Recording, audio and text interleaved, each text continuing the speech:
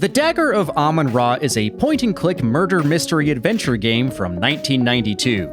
Over the course of many hours, players need to interrogate suspects, examine murder scenes, and find evidence to discover the killer's identity.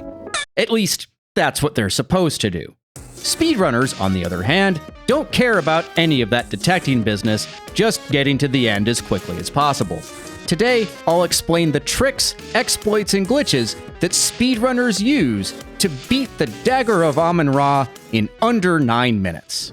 We'll be watching the current world record in the Any Ending category by runner SwimFan. He's playing it in the DOSBox emulator at max cycles with the floppy version of the game, version 1.0.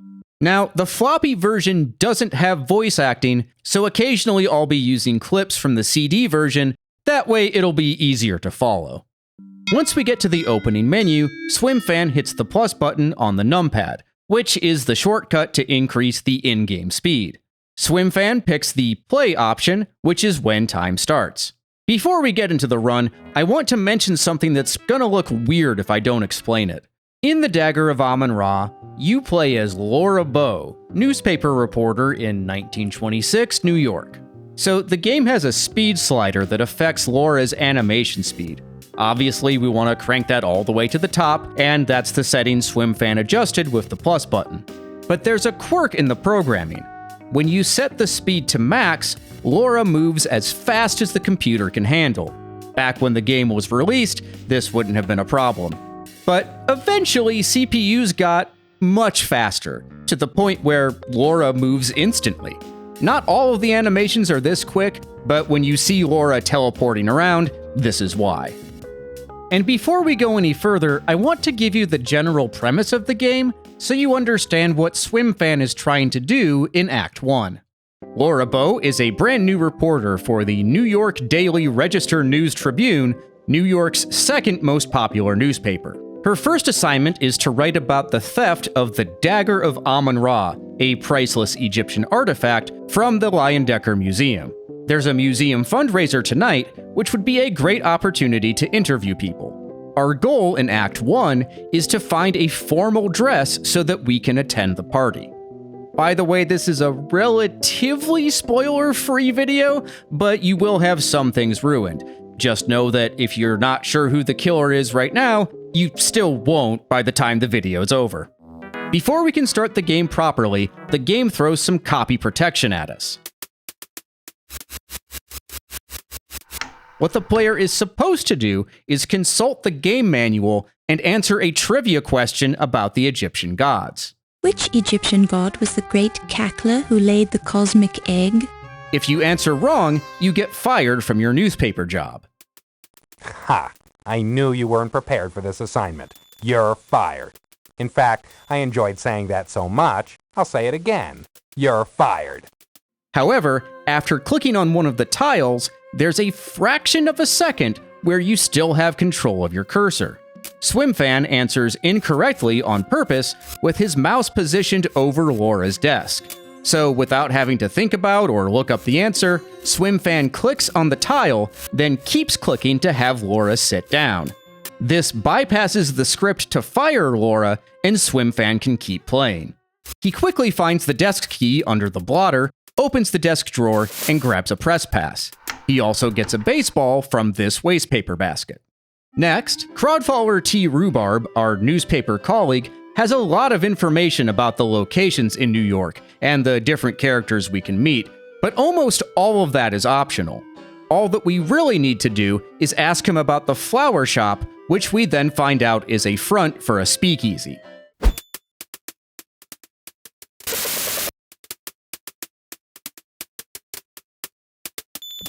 Outside of the newspaper office is a busy New York street.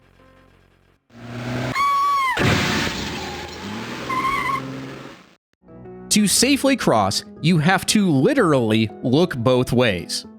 Across the street, there's a drunk using a newspaper as a blanket. You have to poke at him to get him to roll over. Don't bother me, lady. I'm sleeping. Then leave the screen and come back and steal the newspaper. What a lot of people don't know is that after you look both ways, You can cross the street indefinitely until you go back inside. Swimfan picks up the newspaper and finds a coupon for Luigi's sandwiches inside. He uses it to get a corned beef sandwich and then feeds the sandwich to the desk sergeant at the police station. Without doing this, the sergeant won't answer any of our questions. Swimfan only needs to ask him about the speakeasy, and he tells us the password to get in is Charleston. If you've played the game or seen my long retrospective, you may know that it's possible to knock on this door and speak with Detective O'Reilly about the theft of the Dagger of Amon Ra.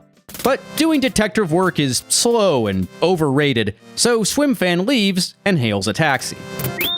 These taxi rides are kind of annoying. In fact, this review from 1992 has 3 different editors weighing in, and 2 of them complain about the cab rides. After you select a destination, you have to wait about 45 seconds to get there. This gives you a chance to take in the scenery, listen to the music, talk to Rocco the cab driver, but speedrunners want to go fast. So, Swimfan uses a trick to cut down on that time. Select New York as your destination. Rocco will say that you need to be a little more specific. Now, select your real destination, for example, the 12th Street docks. After Rocco starts driving, talk to him again, and the cab ride will end immediately.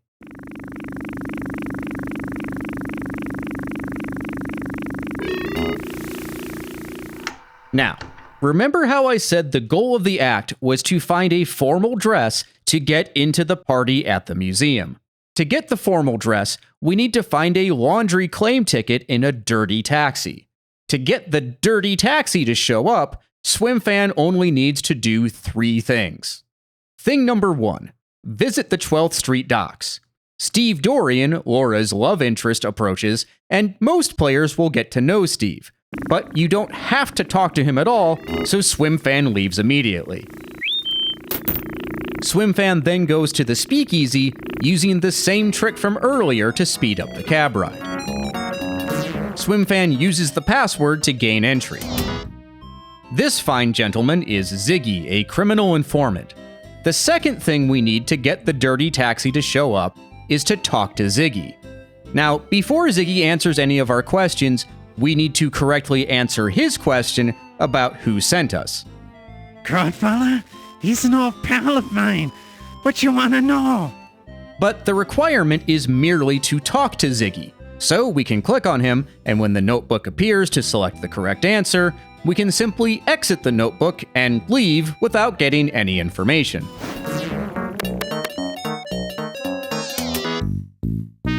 Swimfan looks both ways and crosses the street. He trades the baseball for a magnifying glass, which is the 3rd requirement to get the dirty taxi. You can barely see it, but the taxi driver asks Laura if she has a problem riding around in filth. The correct answer is, of course, No, sir. I love sitting in filth. Will you take me for a ride? Swimfan dives into the debris and finds the laundry claim ticket. The only thing left to do is exchange the claim ticket for the dress and change into it at the speakeasy.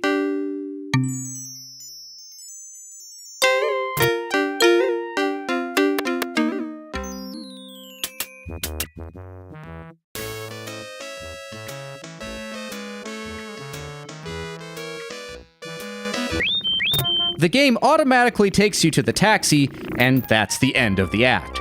But I want you to pay attention to the way Swimfan positions his cursor in the bottom right corner of the screen. That's not an accident, and we'll get to the why in a minute, right after I tell you about this video's sponsor. You know, I've made a lot of videos about speedrunning. Sometimes I dream of going out of bounds in real life and escaping my basement. But with this video's sponsor, ExpressVPN, I can at least clip through a few internet borders. Unlike Laura Bow, I may not be able to visit New York City right now, but with a few clicks, the internet thinks I'm there.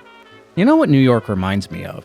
That movie, Once Upon a Time in America? You ever seen that? My analytics suggest that you probably have, you old Ironically, Disney Plus won't let you watch Once Upon a Time in America in the United States of America. But I can change my online location to our neighbors across the pond and ta-da!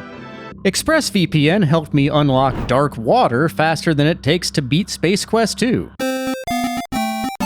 It was pretty good, but I think I like the original. Yes, QR code? Are you going to tell them about the 4 extra months? How did you get in my basement?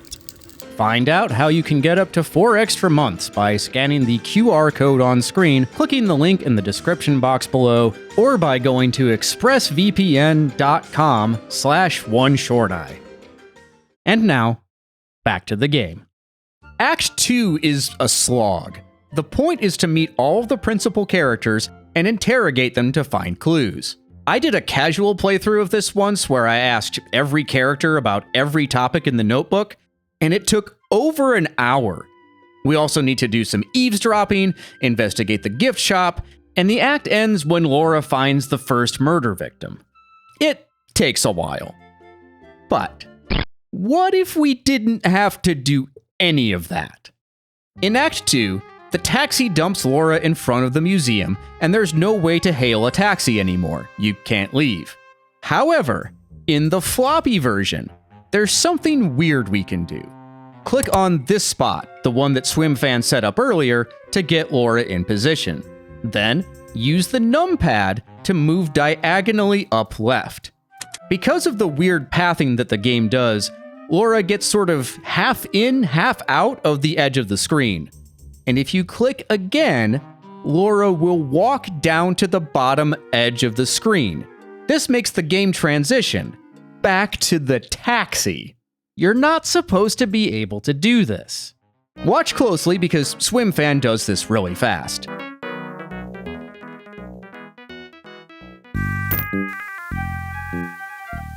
He then goes back to the speakeasy and hails the taxi again. So the game says, oh, you're wearing the dress and you're in the taxi. We need to take you to the next act. Not to Act 2, but the next act, which is Act 3. And that's how speedrunners skip the entirety of Act 2. This saves about 2 minutes.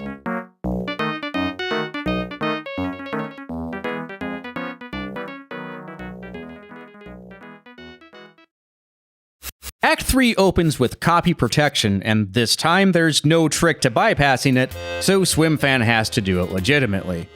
Act 3 is the longest act in the game. It's where you explore the museum, find most of the bodies, gather most of the evidence, eavesdrop on a ton of conversations, and do the bulk of the investigation. It takes a while, and worst of all, the front doors are locked, so Laura can't leave. Previous runners would play through Act 3 speedily, but mostly normally, and it would take about 4.5 minutes. But what if we didn't have to do any of that? There's a water glass that you can pick up in the main rotunda. You pick it up and place it in your purse. Laura uses this to eavesdrop at doors. Now, normally when Laura does a special animation, like winding up this lantern, the game goes into hands-off mode. That's where this hand comes up and the player can't do anything. But the programmers forgot to put the game into hands-off mode when Laura bends over to pick up the water glass. That means you can click on the water glass, switch quickly to the walk icon, and slide all over the place, including to the bottom of the screen. When you do this, it overrides the code that normally prevents you from leaving the locked museum. So SwimFan uses this trick to leave, where he can then get back into the taxi, go to the speakeasy, get back into the taxi, and speed his way to Act 4.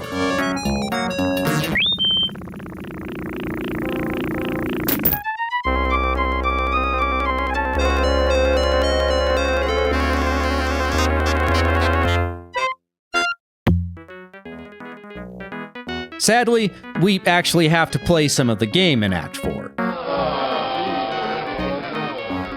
I know, but don't worry, it won't be long. First, SwimFan discovers Ernie Leech, the janitor, murdered, something he should have found in Act 3.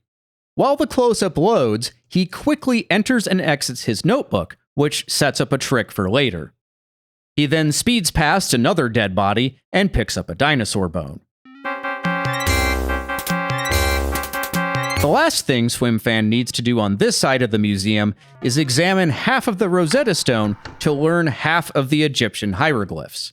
You might think you need to scan your magnifying glass across all the letters, but nope, just a quick peek is all that's required. Next, we have to visit Yvette, the museum secretary, and she's upset about something. I guess we'll never know what.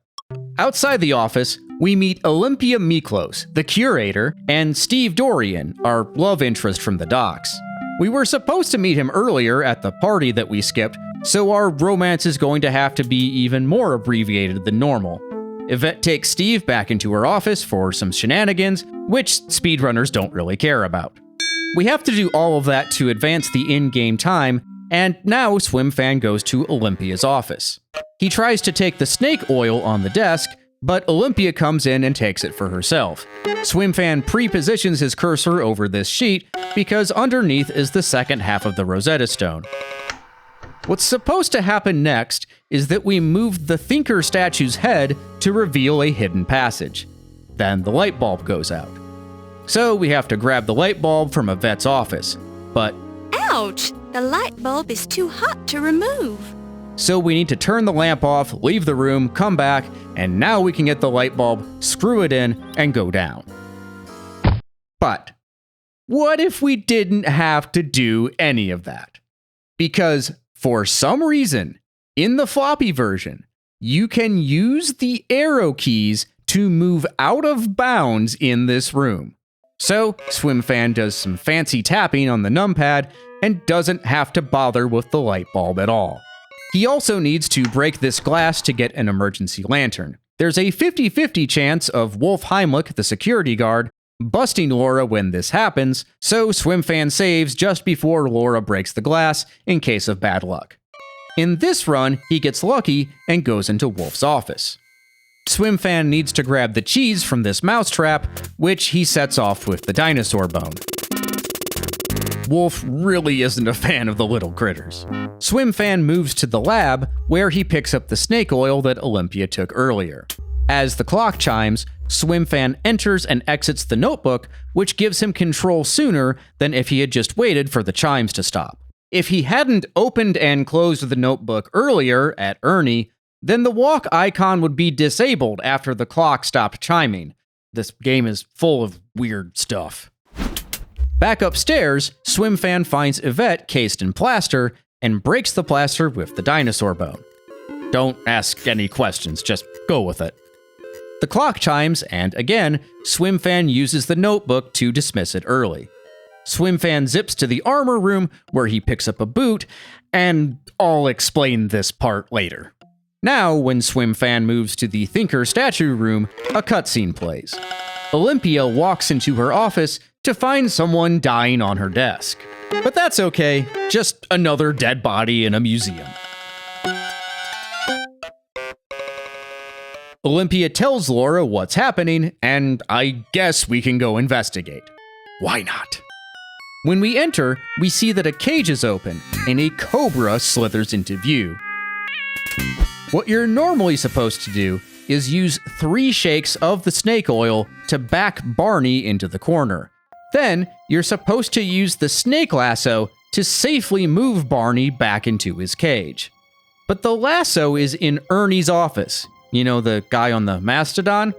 This normally wouldn't be a problem, but because we skipped Act 3, the game thinks that Ernie is simultaneously dead and alive in his office, so you can't grab the lasso now.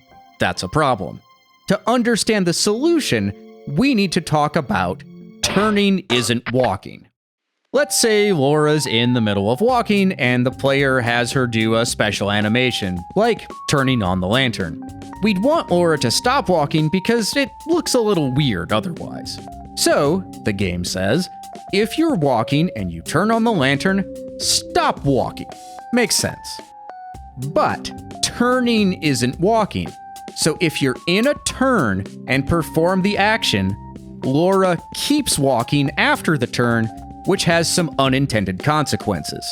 Normally, during the snake sequence, Laura can't walk up. If she does, Barney will chomp down. But let's see what happens if we use turning isn't walking.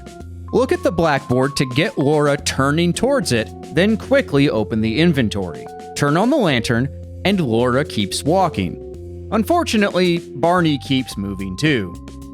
But if we go to the top menu, we can stop Barney in his tracks while still letting the lantern animation timer count down. That way we regain control before Barney gets to us.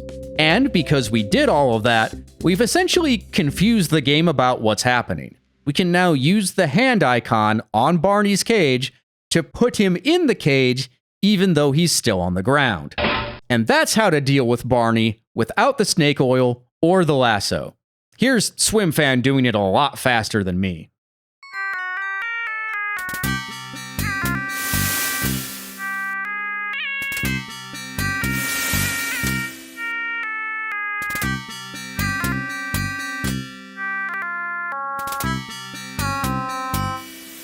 Now that that's done, all SwimFan has to do is examine the dead body, pick up some smelling salts, and pick up some grapes. The smelling salts are needed later, and we have to pick up the grapes in order to move on to the next act. Once you've done that and exit the close-up, there's another clock that chimes. But if you're fast enough, you can leave the room before it has a chance to play.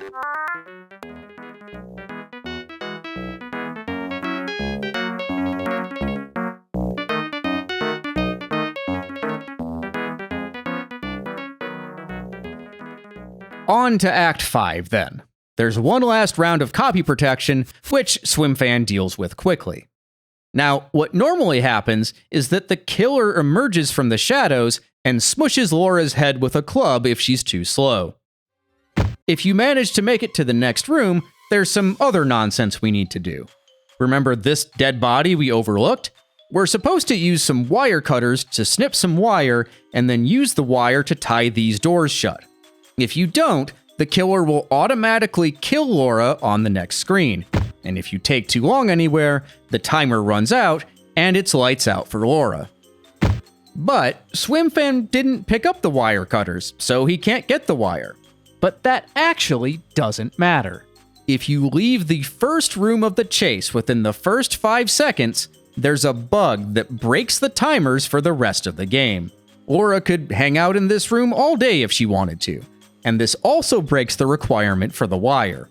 The rest of the chase sequence is kind of convoluted, and if you play it casually, it takes a lot of trial and error. You need to put this chair in front of this locked door and open the transom to make it look like you've shimmied in. Then, go hide in a sarcophagus. When the killer can't find you, he goes back, thinks that you went into the locked room, and busts down the door. Then he wanders off, thinking you've escaped to a different part of the museum and you can get into that previously locked room. So let's skip all that. Remember how using the arrow keys let you go out of bounds and get to the basement earlier? There's a similar trick here. If you position Laura correctly and use the numpad to move diagonally down left, there's something about the pathing that puts Laura directly into the locked room. Behind this crate is a secret elevator that Laura rides to safety. Except not, because the elevator goes right back up to aid the killer. What you normally do is pick up this mummy, yes, the whole thing, and put it in your purse, then prop it against the door to the elevator in order to stop the killer from coming down. Then, use the snake lasso to move this headdress and open up a secret passage behind the sarcophagus. There's just one problem, aside from the puzzle being obtuse and a little weird. We don't have the snake lasso. We didn't pick it up because we had that skip for Barney. So what SwimFan does is a little crazy. He closes the door to the elevator. In the middle of the closing animation, he walks into the door, which puts him out of bounds. He can now click on the edge of the screen, which transitions him in that direction.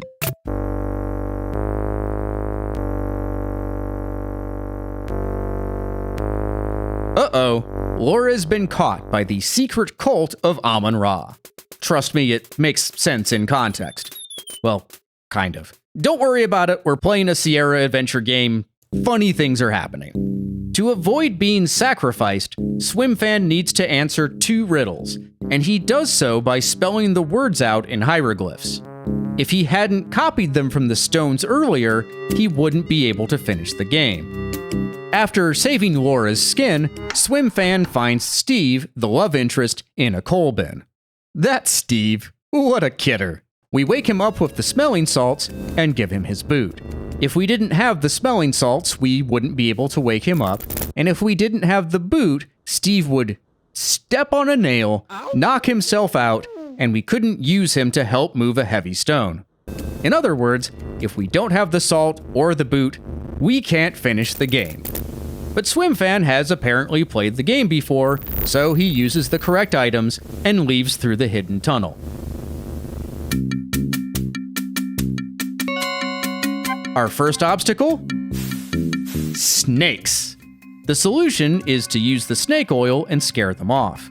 But if you use the snake oil here, you have to wait for the snakes to slither all the way down and then all the way back up. SwimFan runs up to the snakes and uses the snake oil there to avoid the back and forth. On the next screen, we encounter some hungry rats. We're supposed to throw the cheese into the passageway that goes to the furnace. Don't ask me why there's a passageway to the furnace. Normally, players have to wait while each of the rats does some acrobatics into the inferno. But by moving in precise locations at precise times, SwimFan can walk past the rats. He still has to feed the rats the cheese, and does so right as they would normally chew Steve to death. This means that Steve keeps walking during the rat animations instead of standing still. Laura and Steve go through this tunnel and out of the mouth of an animatronic talking T-Rex. SwimFan presses the button to make the T-Rex talk, which traps the killer in its jaws. Laura and Steve get a good look at the killer, but they don't share their newfound knowledge with the player.